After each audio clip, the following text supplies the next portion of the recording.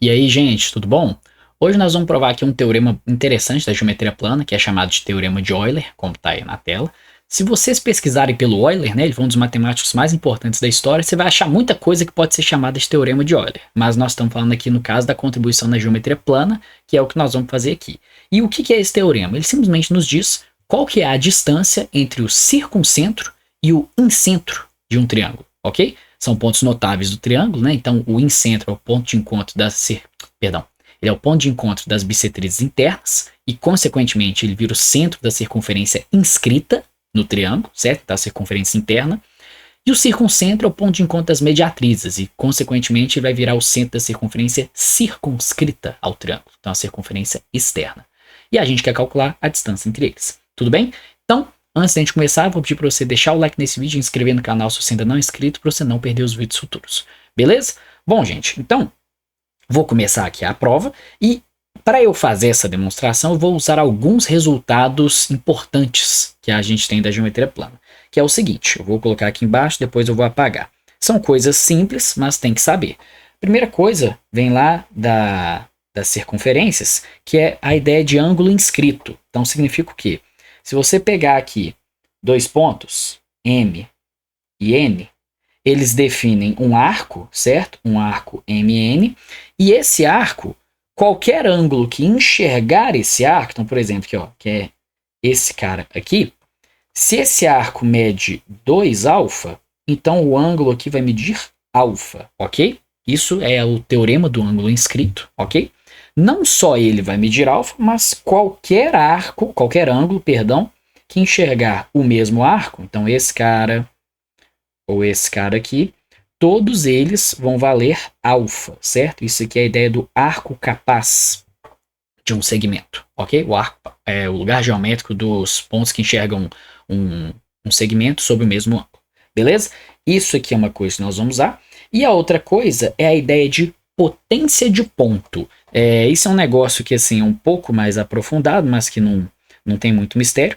É um conceito, é uma definição também, que ela diz o seguinte: se você tem uma circunferência aqui de centro O, então vamos pegar aqui, ó, centro O e raio Rzão, consequentemente, claro, e você pegar um ponto P, vamos pegar um ponto P bem aqui, olha só, pega esse ponto P aqui, a potência do ponto P, então a potência do ponto P em relação a essa circunferência, a gente geralmente usa lambda para circunferência, a circunferência lambda, isso aqui é definido como PO ao quadrado menos R ao quadrado, ok? Então, distância do ponto até o centro da circunferência ao quadrado menos o raio ao quadrado.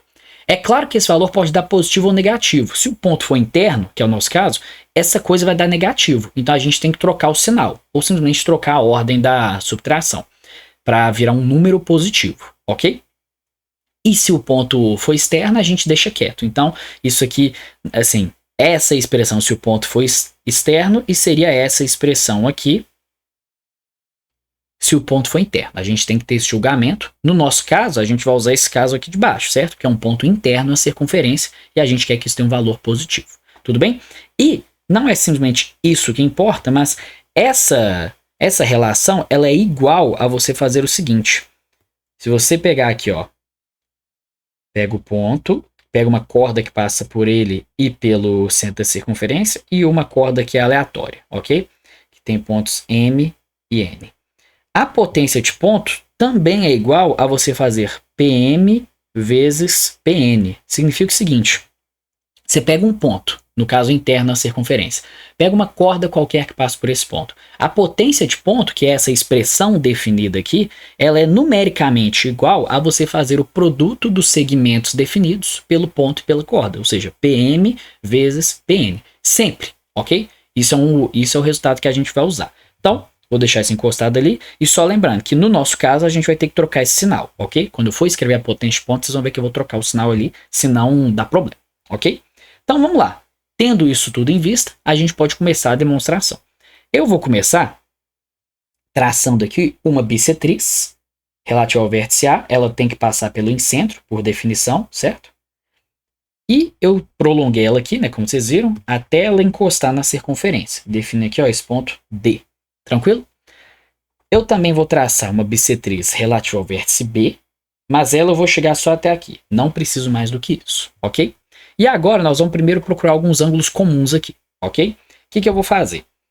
Esse ângulo aqui, ele é alfa. Como é uma bissetriz, aqui também tem que ser alfa, beleza? Esse ângulo aqui, ele é beta. Consequentemente, esse ângulo aqui tem que ser beta. E agora, olha só. Esse ângulo alfa daqui, o da direita, ele enxerga esse segmento DC, ok? Segmento não, perdão, esse arco DC. Só que esse arco DC também é visto por esse ângulo aqui, ó. Se eu ligar B em D, esse ângulo formado aqui, ó, esse camarada, ele também enxerga o mesmo arco. Logo, ele também tem que valer alfa, concordam? Então, esse cara aqui vale alfa, beleza? Isso já é bastante útil. O que mais que eu preciso fazer, gente? Olha só, tem um resultado ali que você tem que examinar, né, para você enxergar, não é óbvio, mas esse ângulo aqui mede o quê? Alfa mais beta, o ângulo como um todo, concordam? Só que, quanto que vale esse ângulo aqui, ó, em vermelho?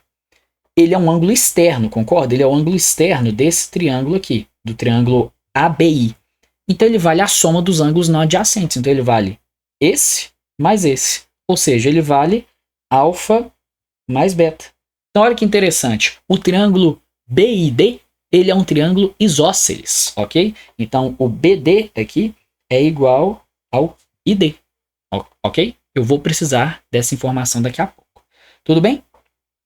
Então, gente, olha só o que nós vamos fazer agora. Eu vou calcular a potência de ponto relativa ao incentro. Por quê?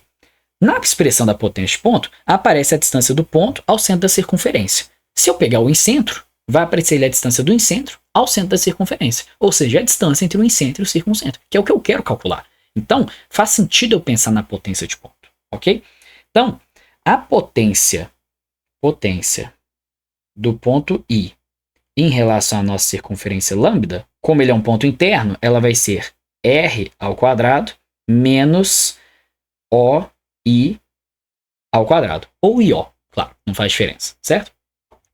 E isso tem que ser igual a, se eu pegar uma corda que passa por aquele ponto, tem que ser o produto dos segmentos definidos por aquela corda e o ponto. Ou seja, eu tenho aqui o nosso segmento AD, concordam? A nossa corda AD, que passa pelo ponto I. Então isso aqui tem que ser igual a esse cara vezes esse cara. Então isso aqui tem que ser igual a AI vezes ID. Concordam? Então, se você não pegou essa parte, ou alguma anterior, né, vai voltando, porque são vários detalhezinhos, certo? Que a gente vai levando em consideração. Então, garante que você está acompanhando até essa parte. Ok. Eu só preciso descobrir quanto que vale esse produto. Por quê? Isso é quem eu quero calcular. Rzão é dado, a gente considera que a gente conhece o Rzão, certo? Só preciso descobrir esses caras em particular aqui.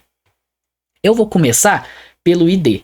Observe o seguinte, ID é igual a BD, porque o triângulo é isósceles, certo? Então, eu tenho que ID é igual a BD, certo? E o BD, eu consigo usar uma coisa interessante, eu consigo usar a lei dos senos para descobrir ele. Por quê? Observe que ele é um segmento de um triângulo que está inscrito na circunferência. O triângulo ABD, que eu destaquei aqui. Concordam? E eu sei que a lei dos senos me diz que o lado oposto a um ângulo dividido pelo seno do ângulo é igual a 2R, certo? Duas vezes o raio da circunferência circunscrita. Lei dos senos, se você não sabe disso, eu tenho até um vídeo explicando. Mas é um resultado importante de usar. Então eu sei o seguinte, que BD sobre seno de alfa é igual a 2R. Então, se eu juntar isso aqui, certo? Eu tiro que o BD, aliás, o ID é igual a BD, que é igual a 2R seno de alfa, ok? Então, já consegui escrever ali o ID em função do Rzão, ok? Beleza, apareceu o seno alfa, mas daqui a pouco a gente se preocupa com ele, ok? Eu preciso agora descobrir alguma coisa do AI. Vamos pensar o seguinte, eu já fiz o Rzão aparecer, então já usei o fato de que o circuncentro é centro da circunferência circunscrita e blá blá blá, e apareceu o Rzão. Eu já usei que o incentro é o ponto de encontro das bissetrizes, para achar ângulos ali em comum. Mas eu ainda não usei o fato de que o incentro é o centro da circunferência inscrita. Significa o quê? Tem uma circunferência que está aqui, certo? Tangencia os lados do triângulo, e o centro dela é o incentro. Significa que se eu ligar o incentro nos pontos de tangência, isso dá o Rzinho, concorda? O raio da circunferência inscrita. Então, o que eu vou fazer? Eu vou ligar o incentro, posso ligar em qualquer um dos três lados, né? Mas eu vou ligar aqui, ó, nesse lado. Claro, eu tenho que ligar de modo perpendicular, porque é um ponto de tangência, então é sempre perpendicular ao raio, certo? E eu sei que isso equivale Rzinho, concordam? E a hora que eu posso usar? Eu posso equacionar o seno do alfa. Por quê? Aqui eu tenho um triângulo retângulo, justamente pelo fato de aqui ser 90 graus, certo? Então, quem que é o seno do alfa? Observem só. O seno do alfa é simplesmente cateto oposto sobre hipotenusa, é Rzinho dividido pelo segmento AI. Concordam? Então, o que eu tiro daqui? Que o AI, ele é Rzinho dividido pelo seno alfa, ok? Aqui eu vi que apagou o seno, aparentemente, mas aqui é seno alfa, beleza? Então eu já tenho uma expressão para o AI e já tenho uma expressão para o ID. Basta eu juntar essas duas informações. Eu vou agora apagar isso aqui, que eu não preciso mais, certo? Então, opa, apareceu um negócio aqui que não me interessa. Vamos fechar aqui. Beleza? Apaga isso aqui. Apaga isso aqui. Muito bem. Então agora vamos fechar, né? Eu vou usar isso e isso.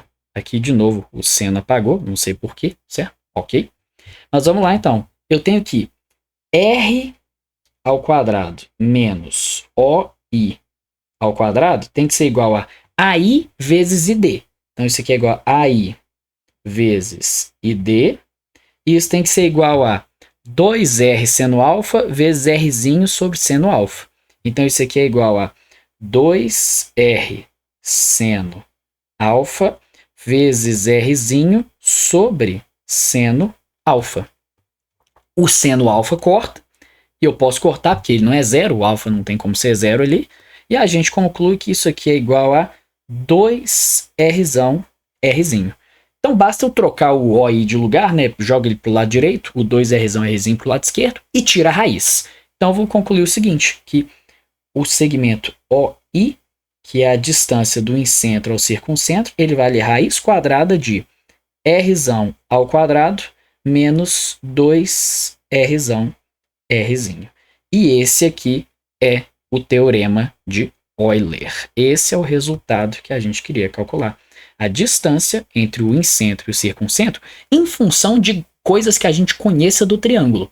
Eu conheço o Rzão e o Rzinho. E olha só, essa forma só depende do Rzão e do Rzinho. Claro que você pode manipular ela para aparecer os lados do triângulo, não sei, mas essa é a fórmula mais fechadinha que a gente pode ter. Ok? Então, esse é o resultado que a gente queria calcular. E de quebra, eu consigo mostrar uma segunda coisa. Isso é conhecido como a desigualdade de Euler, que é o seguinte, observem só. Isso aqui é uma raiz quadrada, certo? Então, a raiz de Rzão ao quadrado menos 2Rzão Rzinho, por ser uma raiz quadrada, ela tem que ser uma coisa positiva. E o que está lá dentro tem que ser positivo. Concordam? Então, isso aqui, observem só, tem que ser maior ou igual a zero. Concordam? Logo, eu concluo que o Rzão ao quadrado menos 2Rzão Rzinho tem que ser maior ou igual a zero. Eu posso cortar um Rzão daqui com um Rzão daqui, jogar o Rzinho, o 2Rzinho para o outro lado e concluir o seguinte, que o Rzão tem que ser maior ou igual a 2 vezes o Rzinho. E essa aqui é a chamada desigualdade de Euler. Observem só, em um triângulo qualquer, o Rzão é sempre maior ou igual a 2 vezes o Rzinho. Quando que é o caso de igualdade? Se o triângulo for equilátero. Que aí a gente tem justamente, né, no triângulo equilátero aqui, se eu desenhar ele rapidinho, eu posso pegar uma altura, Essa altura também é mediana, então ela passa aqui pelo baricentro, certo? O baricentro, a gente sabe que ele divide a altura na proporção de 1:2, então esse cara é metade desse cara, e isso aqui é justamente o Rzão, isso aqui é justamente o Rzinho. Então o Rzão é 2 vezes o Rzinho, seria exatamente o caso de igualdade. Se você pegar qualquer outro triângulo, o Rzão sempre vai ficar um pouquinho maior. Tudo bem? Então, essa é a desigualdade de Euler, que tem alguns jeitos bem mais difíceis de provar, mas quando você prova esse teorema, você vê que ela sai praticamente de graça. Você não precisa fazer quase mais nada, só usar a condição de existência de uma raiz quadrada. Ok? Mas esse é o teorema. Ele é útil para problemas normalmente bem difíceis, tá? Que envolvam incentro, circuncentro. Então, a questão do IME, bem difícil que você usa esse teorema lá. Dá para fazer sem, mas é bem difícil, ok? Mas é um resultado aí forte, tá? Da geometria plana, pode ser usado aí para resolver alguns problemas consideravelmente difíceis. Tanto ele, tanto quanto esse caso aqui, ok? Eu pretendo eventualmente trazer um problema bem sinistro, que a gente usa essa desigualdade aqui principalmente. Mas é isso, espero que vocês tenham gostado e eu vejo vocês no próximo vídeo.